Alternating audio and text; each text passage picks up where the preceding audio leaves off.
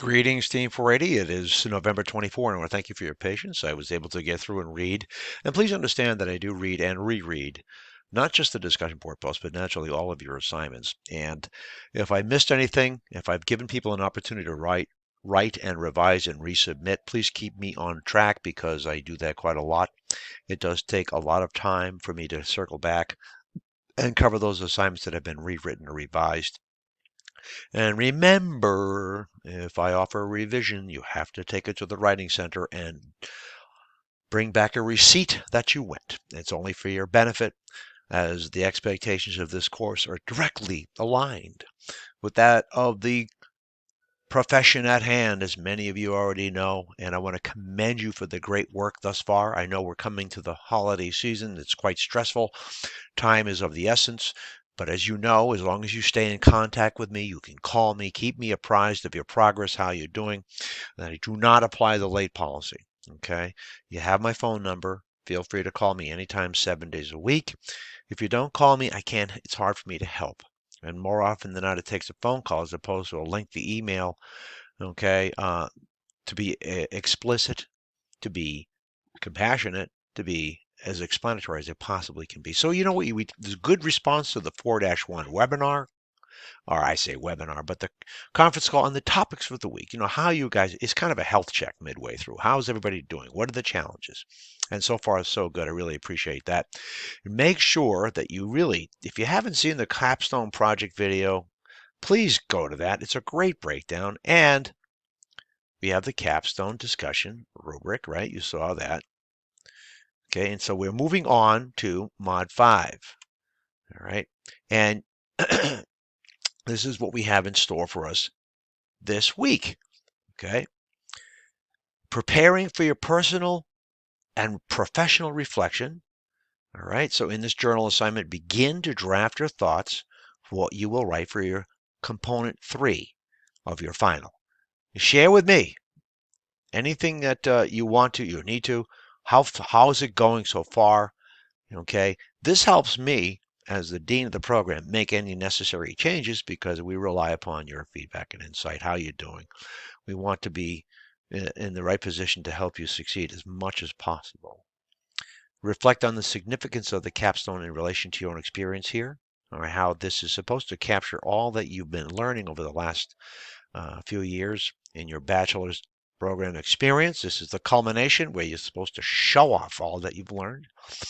Okay, or it helps to expose some of the things you may not have been learning or picked up or responded to. So it's good for that as well.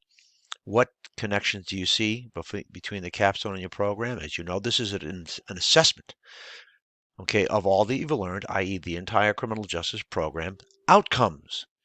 And how will you apply this to your personal life? As I've emphasized before, you know, any writing and or research course, any of those I had to take as an undergrad or graduate student here completely and unequivocally helped me in my professional career, whether it was as a police officer or as a criminal justice mentor, guide, expert, teacher, whatever you want to call it. Communication with excellence is the hallmark of our ability to solve problems and help a free and open society. Okay, 5-2, begin work on milestone 3. If you're in this model, you're learning about the use of technology in law enforcement. Okay, good. All right, so let's take a look. Begin working on this. You have all my feedback, every single paper for the most part received.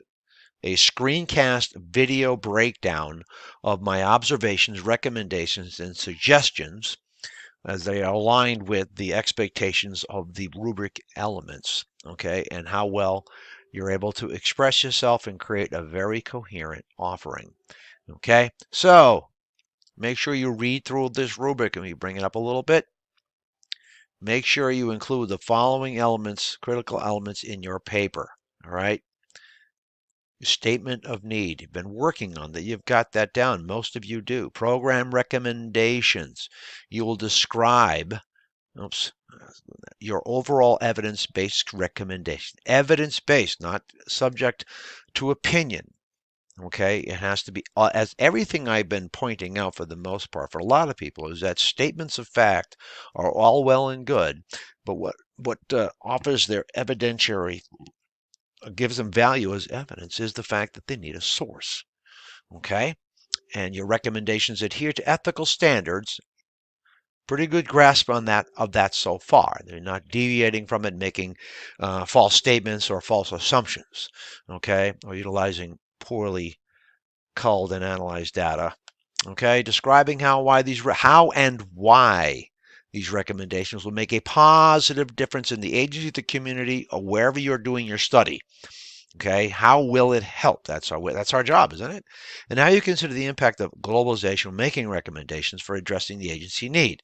Now, that may not apply to all of your projects. If you are studying and writing on something, say, like narcotics distribution, you're going to have at least a broader scope of detail to incorporate, okay, i.e. source and that sort of thing. Goals and objectives is a section for you to offer a comprehensive description of what your recommendations aim to do. What will they do? And how they address the community, the town, the agency's need. Define potential measurable improvements, which can only be done if you have you've demonstrated a clear understanding of how research methods will provide the data, the statistics you need as a foundation for your improvement recommendations, okay? And they're measurable. So you have to be able to demonstrate that. Make sure you read up on that. If you need help clarifying that, let me know. If there's a need, some of you are writing about staffing shortages, money, there's a finance and or budgetary allocation issues. Money's not available. Personnel's not available for adequate training or deployment of resources. Make sure you talk about that. So these are things that are critical. An evaluation plan. How would you know that the recommendations may be successful? What methods here? This is critical, gang. What methods will be used to evaluate success? How will you analyze that? Okay, and you need to look up what evaluation means or an evaluation plan. I will send out a definition or description of that this week for you, but that is critical because we're justifying what we want to do. And we do this all the time in our profession. Okay, not like they used to be. So make sure you please read through these things. If you have a question about them, it says 5 to 8 page. I don't want you to get full of angst over the page count. I look for quality. I look for effectiveness. I look for clarity. I look for excellent grammar. I look for an absence of slang or street terms, call them colloquialisms. All right, those things such as that use everyday language. You can't do that. It does take practice, and that's why I say write and revise and let me know how you're doing. All right, so this is what we have going for Mod 5 coming up this week. We're coming up against a Thanksgiving holiday, and I hope you're all ready for that. I know I am. Okay. The holiday schedule has been sent out to you so you understand what the expectations are in terms of timing. Stay in touch with me. In all likelihood, I will not be available on Thanksgiving or the day after because I will be, as I hope you are, with friends, family, and loved ones and taking a breath and getting your cerebral gray matter back into its necessary healthy order. Okay. Thank you for working so very hard. Thank you for your patience. And thank you for taking me up on the offers to write and revise.